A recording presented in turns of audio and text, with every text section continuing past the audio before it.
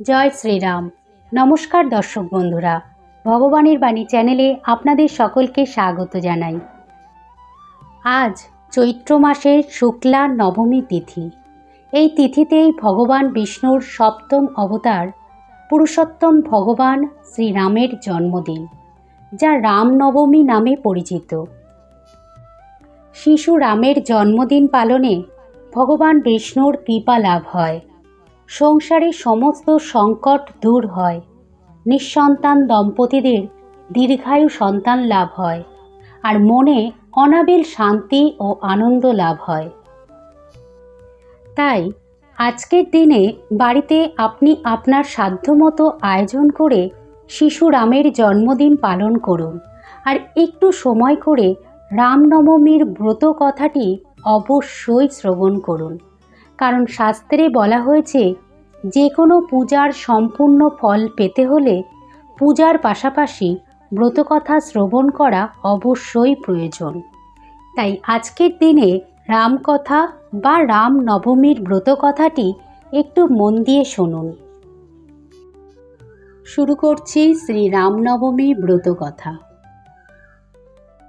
ব্রহ্মার মানসপুত্র মহাযোগী সনক পিতৃসমীপে উপস্থিত হইয়া জিজ্ঞাসা করিলেন, ভগবান, প্রসিদ্ধ আছে রাজা দশরথের ঔরসে রানী কৌশল্যার গর্ভে ত্রিলোকনাথ ভগবান শ্রীরাম রূপে জন্মগ্রহণ করিয়াছিলেন। দশরথ ও কৌশল্যা এমন কি পুণ্য করিয়াছিলেন যে দুর্বাদল শ্যাম শ্রীরাম তাহাদের গৃহে অবতীর্ণ হইলেন?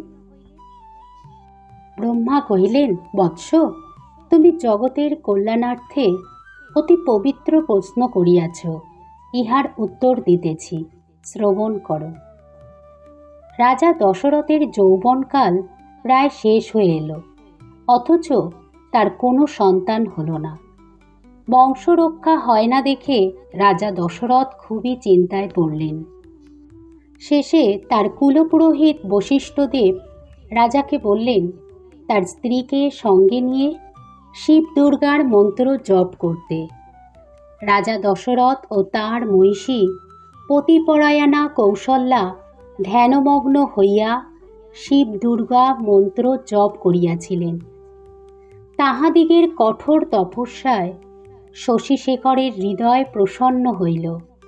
তিনি তৎক্ষণাৎ রাজা ও রানীর পুরোভাগে আবির্ভূত হইলেন। কৈলাসপতিকে দেখিয়া রাজার আনন্দের অবধি রইল না। তিনি করপুটে সদাশিবকে সম্বোধন করিয়া কহিলেন, ভগবান, আপনাকে প্রত্যক্ষ দেখিয়া আমার জন্ম, কর্ম, চক্ষু ও দেহ সার্থক হইল।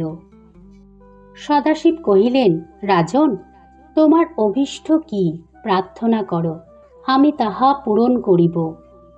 রাজা কহিলেন, হে কৈলাসনাথ, আমি পুত্রভাবে নিরন্তর মনোদুঃখে কালাতিপাত করিতেছি। কি কার্য করিলে আমি পুত্ররত্ন লাভ করিতে পারি, আপনি তাহার উপায় বিধান করুন। সদাশিব কহিলেন, মহারাজ, তুমি ভক্তি সহকারে পুত্রেষ্টি যজ্ঞ সম্পাদন করো। তাহা হইলেই কৌশল্যার গর্ভে ব্রহ্মাণ্ডপতি জনার্দন তোমার পুত্ররূপে অবতীর্ণ হইবেন।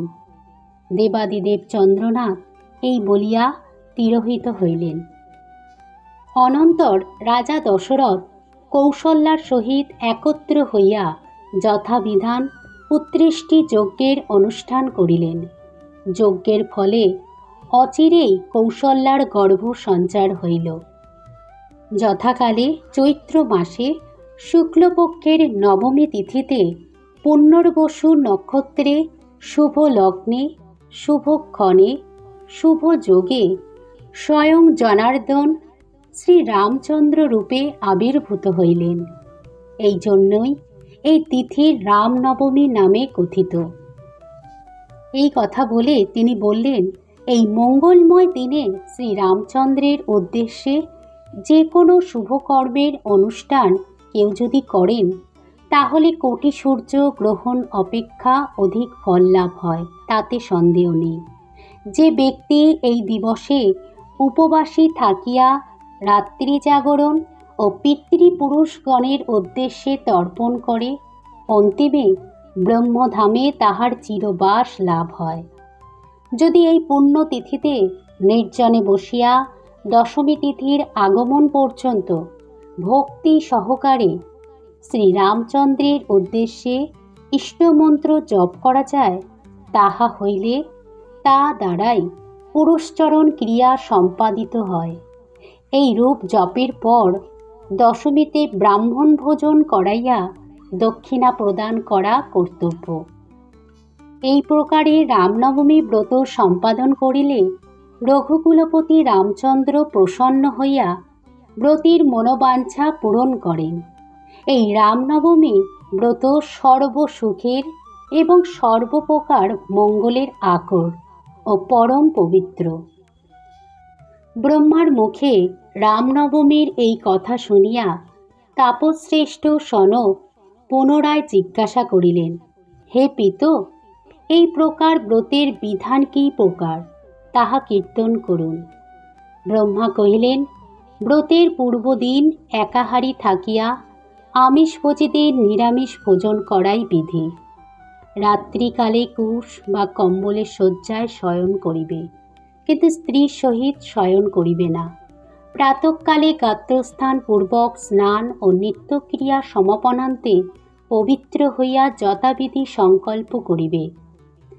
তৎপরে ঘটে পটে শালগ্রাম শিলায় বা প্রতিমাতে শ্রীরামচন্দ্রের পূজা করিবে।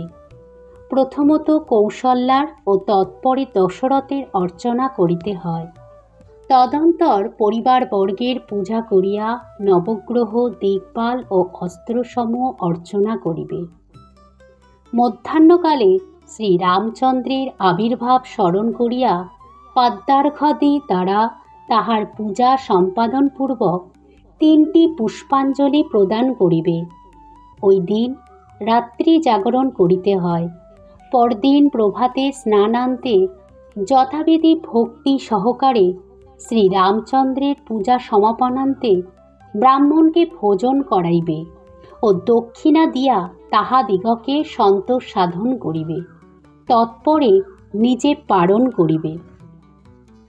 যে ব্যক্তি এই রামনবমী ব্রতকথা শ্রবণ করে, সে ইহধামে পুত্রাদি সহ অতুল সুখ সম্ভোগ করিয়া দেহাবসানে ব্রহ্মধামে গমন করিয়া থাকে।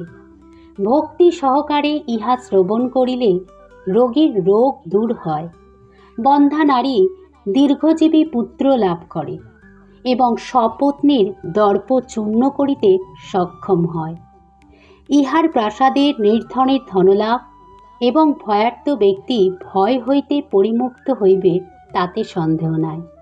এই ব্রতের অনুষ্ঠান করিলে যেরূপ পুণ্য সঞ্চয় হইয়া থাকে, নানাবিধ কঠোর তপস্যা ও সব তীর্থে ভ্রমণ দ্বারাও তাদৃশ্য পুণ্যলাভের সম্ভাবনা নাই। হে বৎস, তোমার প্রতি স্নেহ হেতু আমি গুহ্য মাহাত্ম্য কীর্তন করিলাম।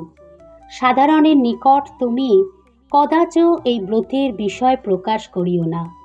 যে ব্যক্তি প্রকৃত ভক্ত এবং হরিহরে ভেদজ্ঞান নাই, তদৃশ্য শিষ্যের নিকটেই ইহা প্রকাশ করিও। এই বলে ব্রতের কথা সমাপ্ত হইল। প্রিয় দর্শক বন্ধুরা, আশা করি ব্রতকথাটি আপনাদের ভালো লেগেছে।